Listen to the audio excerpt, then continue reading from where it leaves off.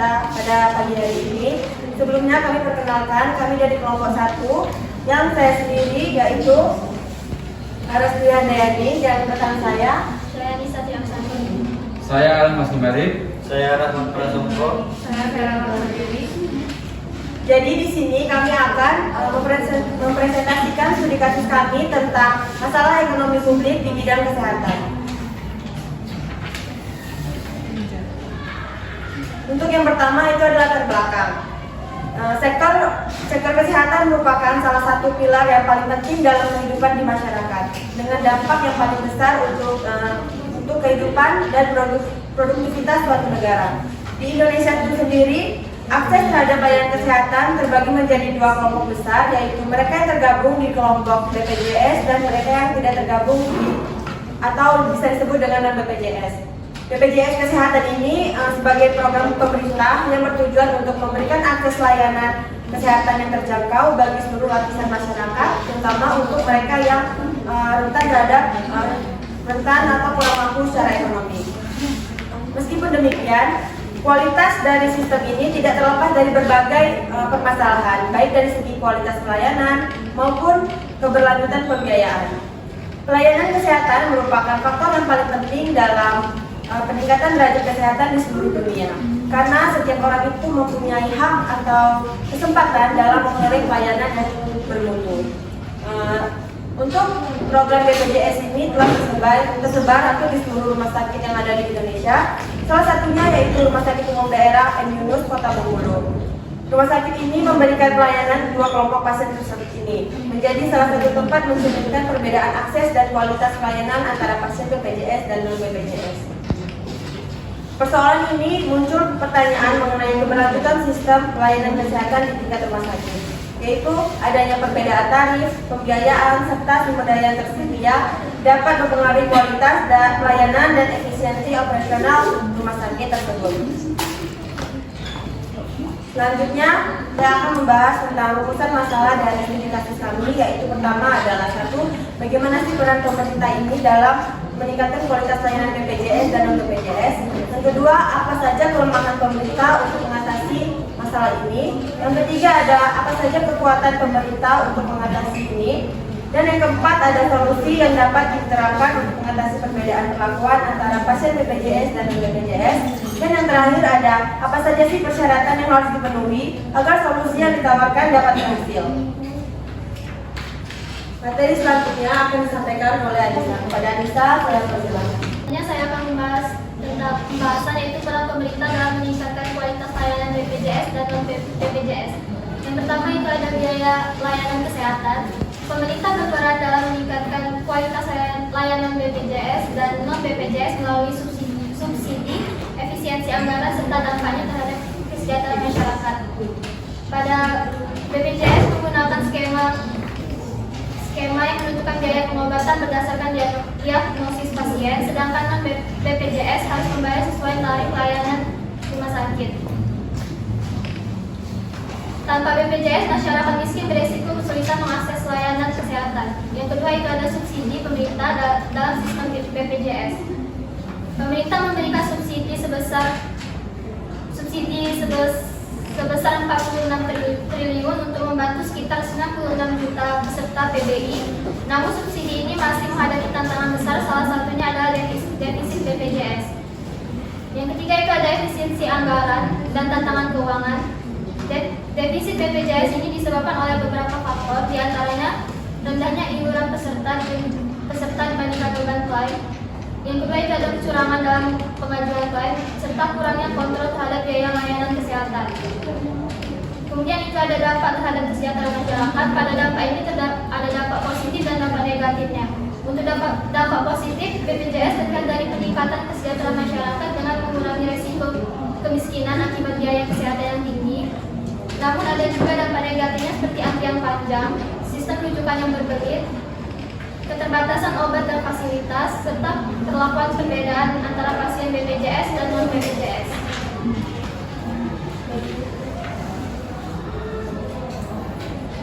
Dampak negatif ini dapat menurunkan kepuasan pasien terhadap sistem BPJS dan membuat sebagian masyarakat enggan menggunakan BPJS meskipun mereka terdaftar sebagai peserta. Jika Jika tidak segera diperbaiki, masalah ini dapat mengurangi efektivitas BPJS serta program jaminan sosial yang inklusif serta memperburuk ketimpangan dalam akses layanan kesehatan di Indonesia. Itu saja saya memberikan kepada moderator. Baiklah, materi selanjutnya tentang kelemahan pemerintah akan disampaikan oleh rekan saya Alan. Kepada Alan, saya persilakan. Terima kasih kepada moderator. Selanjutnya yaitu kelemahan pemerintah dalam kasus ini. Kelemahan pemerintah dalam kasus ini ada 7. 1.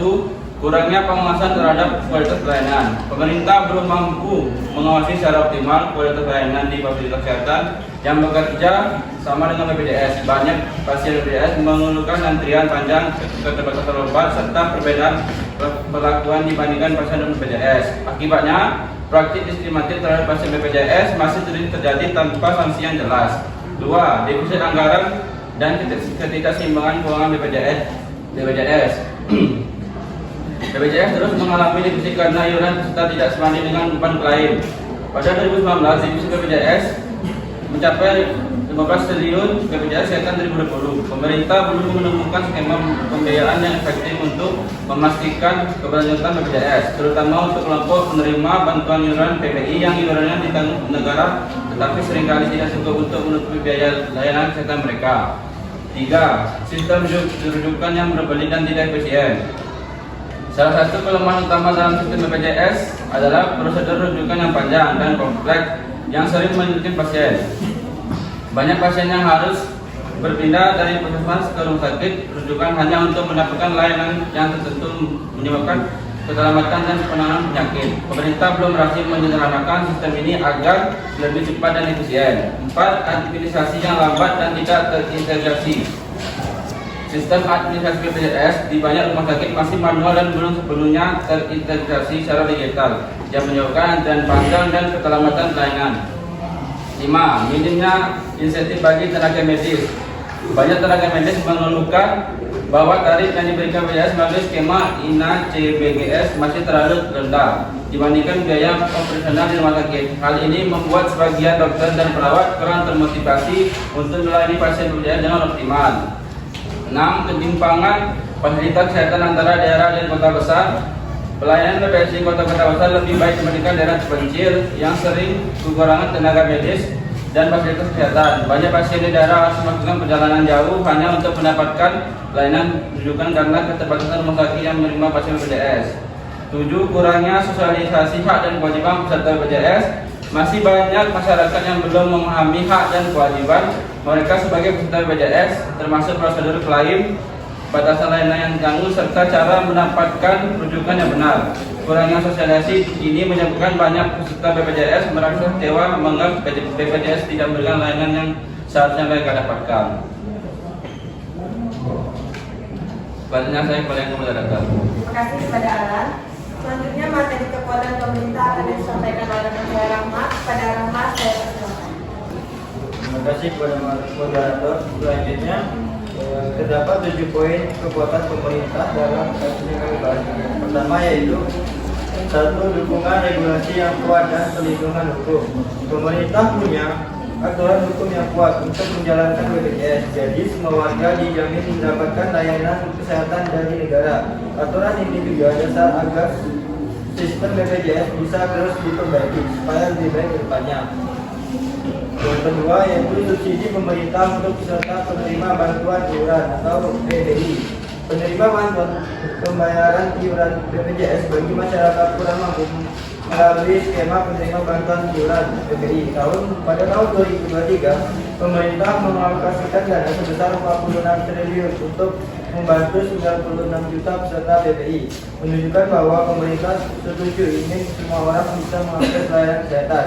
Yang ketiga, sistem rujukan yang terstruktur untuk meningkatkan efisiensi. BPJS punya sistem rujukan agar pasien bisa mendapat perawatan di tempat yang sesuai dengan kebutuhannya. Meskipun dianggap rumit, sistem ini membantu mengurangi antrian dan bebas dan beban rumah sakit besar yang sering penuh. 4. Peningkatan infrastruktur dan digitalisasi layanan kesehatan. Pemerintah terus membantu dan meningkatkan fasilitas kesehatan, terutama di daerah terpencil.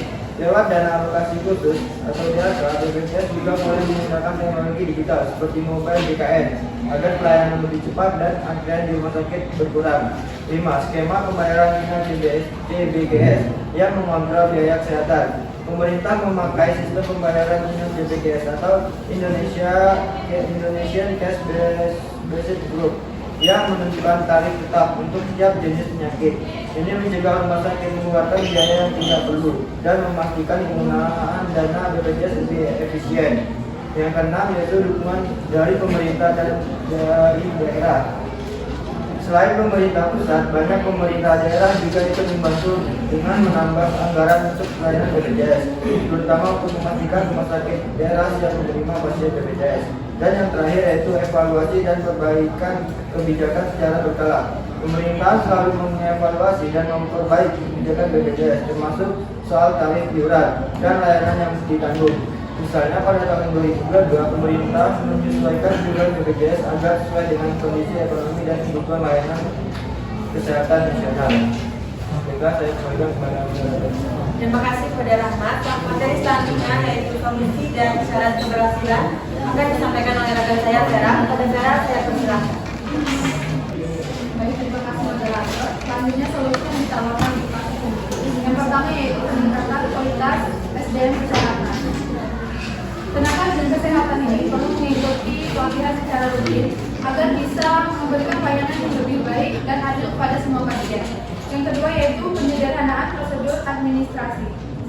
Sistem administrasi yang lebih cepat dan digital itu bisa mengurangi antrian panjang serta mempercepat pelayanan. Yang ketiga yaitu ada pengawasan dan evaluasi berkala. Pemerintah perlu membentuk tim khusus untuk mengawasi kinerja tenaga medis dan administrasi agar tidak ada diskriminasi dalam pelayanan. Selanjutnya yang keempat yaitu memberikan edukasi dan sosialisasi kepada masyarakat. Nah, masyarakat ini perlu diberi pemahaman tentang hak dan kewajiban mereka sebagai peserta BPJS agar tidak terjadi kesalahpahaman. Selanjutnya yaitu ada persyaratan yang harus dipenuhi agar solusi bisa berhasil mengatasi permasalahan. Yang pertama yaitu adalah ketersediaan anggaran yang cukup. Anggaran yang memadai diperlukan untuk meningkatkan fasilitas kesehatan, melatih tenaga medis dan memperbaiki sistem administrasi. Namun saat ini dana sektor kesehatan ini masih terbatas. Yang kedua yaitu ada sistem pengawasan yang efektif. Diperlukannya tim pengawas yang rutin mengawasi kinerja tenaga medis dan administrasi. Sayangnya pengawasan masih lemah dan kurang transparan sehingga banyak keluhan pasien yang tidak terselesaikan dengan baik. Yang ketiga yaitu ketersediaan SDM yang kompeten dan profesional. Pelatihan bagi tenaga kesehatan itu sangat penting agar mereka bisa memberikan pelayanan yang baik dan adil. Namun, jumlah tenaga medis yang terlatih ini masih terbatas dan kesejahteraan mereka juga perlu diperhatikan agar bisa bekerja dengan optimal. Yang keempat ada sistem administrasi yang terintegrasi dan efisien. Digitalisasi data pasien dan percepatan klaim BPJS ini bisa mempercepat pelayanan. Sayangnya, sistem administrasi di Rumah Sakit Dr. M. Yunus ini masih rumit dan belum sepenuhnya terintegrasi secara digital. Yang kelima yaitu edukasi dan kesadaran masyarakat. Edukasi tentang hak dan kewajiban peserta BPJS itu sangat penting agar masyarakat memahami prosedur layanan kesehatan. Namun, edukasi yang diberikan ini masih kurang sehingga banyak orang yang belum tahu cara mendapatkan layanan yang seharusnya mereka terima. Baik, itu saja saya kembalikan ke moderator. Baik, itulah presentasi dari studi kasus kami tentang masalah ekonomi publik di bidang kesehatan. Bagi teman-teman yang ingin bertanya, kami persilahkan. Bertanya, saya perwakilan dari kelompok 2 ingin bertanya tentang pemerintah telah melakukan berbagai upaya untuk meningkatkan kualitas layanan BPJS seperti subsidi dan sistem rujukan. Seberapa efektif upaya-upaya tersebut dan apa indikator keberhasilannya? Terima kasih. Izin bertanya, saya Fadila Fitri Ananda dari kelompok 3. Seberapa realistis penyederhanaan administrasi BPJS melalui digitalisasi mengingat masih banyak daerah dengan keterbatasan infrastruktur teknologi? Izin bertanya. Perkenalkan, nama saya Yuni Lestari dari kelompok 4. Di sini saya akan bertanya kepada kelompok 1, yaitu apakah subsidi benar-benar membantu kelompok yang membutuhkan atau justru menciptakan tergantungan antara intervensi ekonomi? Nama saya Nurani Sanaja dari kelompok 5. Di sini saya ingin bertanya, apa langkah konkret yang bisa diambil pemerintah untuk meningkatkan insentif bagi tenaga medis dalam sistem BPJS? Terima kasih. Izin bertanya, perkenalkan, nama saya Nabila Amanda dari kelompok 6. Apa saja kelebihan dan kekurangan layanan kesehatan BPJS dibandingkan dengan non-BPJS? Izin bertanya pada kelompok 1. Pertanyaannya, apakah peningkatan kualitas SDM kesehatan melalui pelatihan tenaga medis sudah cukup untuk mengatasi permasalahan layanan kesehatan atau perlu strategi tambahan? Perkenalkan, nama saya Ansor Tangagi Pari, perwakilan dari kelompok 8. Pertanyaannya ialah bagaimana agar peserta BPJS dan non-BPJS agar mendapatkan layanan dan fasilitas yang sama, yang dimana kita tahu peserta BPJS untuk layanan dan fasilitasnya ada perbedaan. Itu saja, terima kasih. Baiklah, saya akan menjawab pertanyaan dari kelompok 2, yaitu pemerintah telah melakukan berbagai upaya untuk meningkatkan kualitas layanan BPJS seperti subsidi dan sistem rujukan.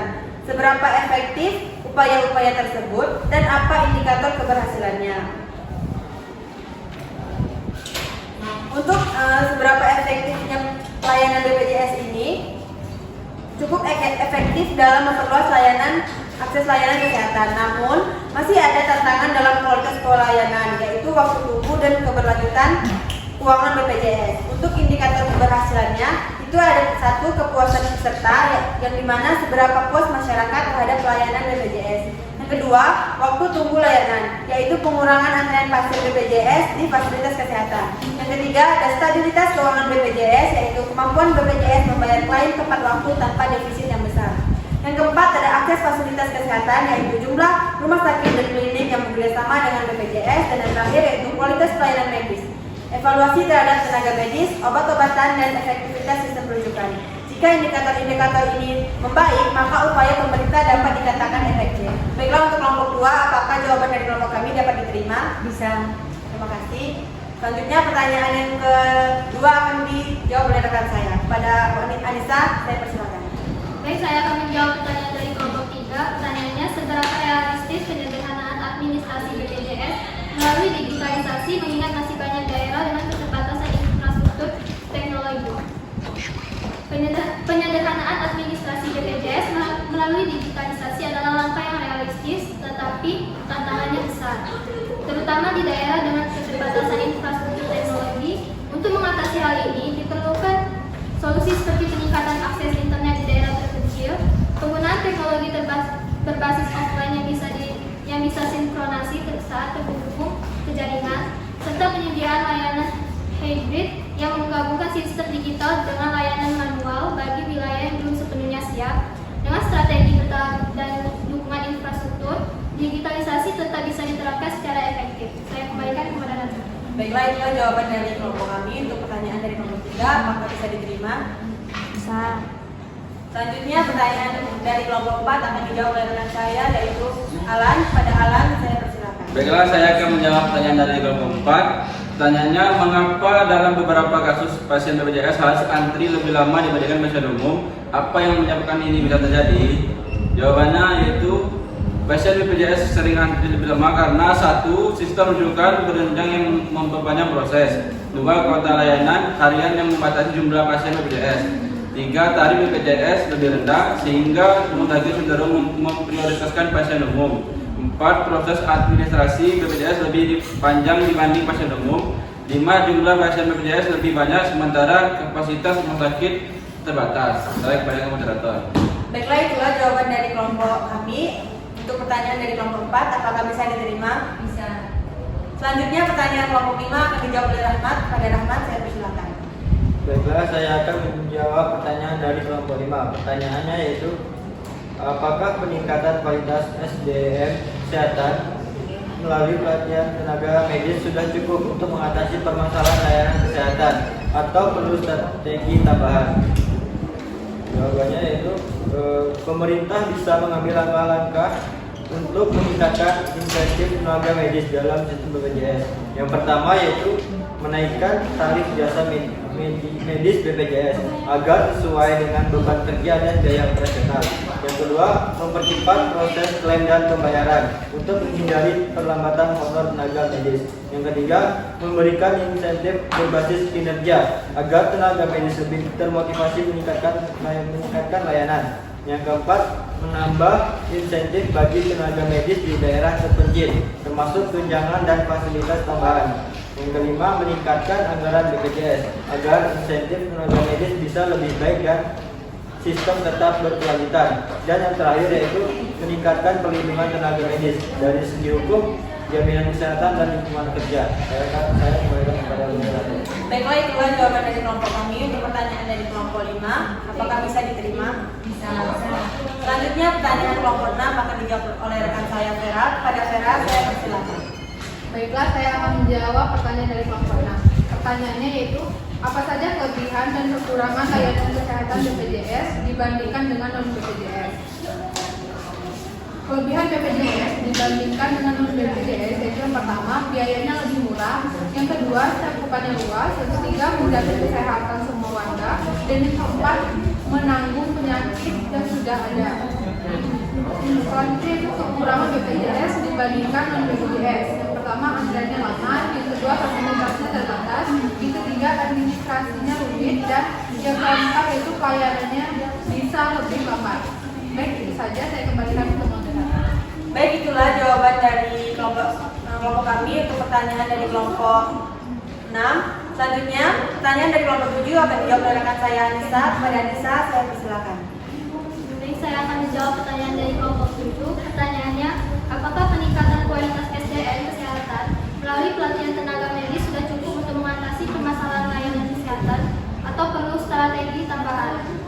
Peningkatan kualitas SDM kesehatan melalui pelatihan tenaga medis memang sangat penting, tetapi tidak cukup untuk sepenuhnya mengatasi permasalahan layanan kesehatan. Beberapa strategi tambahan yang perlu dipertimbangkan itu adalah yang pertama, peningkatan infrastruktur kesehatan, kedua, distribusi tenaga kesehatan yang merata, ketiga, sistem manajemen dan administrasi kesehatan yang efektif, empat, edukasi dan pencegahan penyakit, dan kelima, yaitu dukungan kebijakan dan pendanaan. Jadi selain pelatihan tenaga medis, strategi tambahan ini sangat diperlukan agar layanan kesehatan itu lebih efektif dan merata. Saya kembalikan kepada Rata. Baiklah, itulah untuk jawaban dari pertanyaan kelompok 7. Apakah bisa diterima? Bisa. Selanjutnya, pertanyaan terakhir akan dijawab oleh saya sendiri, yaitu pertanyaan kelompok 8. Yaitu, bagaimana agar peserta BPJS dan non-BPJS agar mendapatkan layanan dan fasilitas yang sama, yang dimana kita tahu peserta BPJS untuk layanan dan fasilitasnya ada perbedaan. Untuk memastikan peserta BPJS dan non-BPJS itu mendapatkan layanan serta fasilitas yang sama, beberapa langkah itu bisa diambil, yaitu standarisasi layanan. Yaitu pemerintah harus menetapkan standar pelayanan kesehatan yang sama bagi semua pasien terlepas dari metode pembayarannya. Yang kedua, ada subsidi lintas sumber, yaitu penggunaan subsidi silang dari peserta mandiri dan asuransi lain untuk meningkatkan kualitas layanan BPJS. Tiga, peningkatan anggaran kesehatan, yaitu pemerintah perlu meningkatkan alokasi dana kesehatan agar fasilitas dan tenaga medis cukup untuk melayani semua pasien dengan optimal. Yang keempat, ada peningkatan kapasitas rumah sakit, yaitu menambah fasilitas, tenaga medis, dan infrastruktur agar tidak ada diskriminasi layanan. Dan yang kelima, ada regulasi yang ketat. Pemerintah harus mengawasi dan memastikan tidak ada perbedaan layanan yang merugikan peserta BPJS. Dengan langkah-langkah ini diharapkan semua pasien baik BPJS maupun non-BPJS mendapatkan layanan yang setara dan berkualitas. Itulah jawaban dari kelompok kami untuk pertanyaan kelompok 8. Apakah bisa diterima? Bisa. Baiklah, untuk kesimpulan pada PPT kami kali ini, yaitu BPJS Kesehatan menunjukkan penting dalam memberikan akses layanan kesehatan bagi seluruh masyarakat Indonesia, terutama pada kelompok yang lemah, ekonomi yang lemah. Namun, sistem ini masih menghadapi berbagai tantangan seperti kualitas layanan yang belum optimal, defisit anggaran, sistem rujukan yang rumit, serta minimnya intensif bagi tenaga medis. Perbedaan perbedaan perlakuan antara pasien BPJS dan BPJS menunjukkan bahwa masih ada ketimpangan dalam sistem kesehatan. Kasus di Rumah Sakit Yunus Bengkulu menjadi contoh nyata bagaimana pasien BPJS menghadapi antrian panjang, keterlambatan penanganan dan keterbatasan fasilitas medis yang dapat berdampak serius pada keselamatan pasien. Itulah materi yang dapat kami sampaikan. Kami akhiri. Wassalamualaikum warahmatullahi wabarakatuh.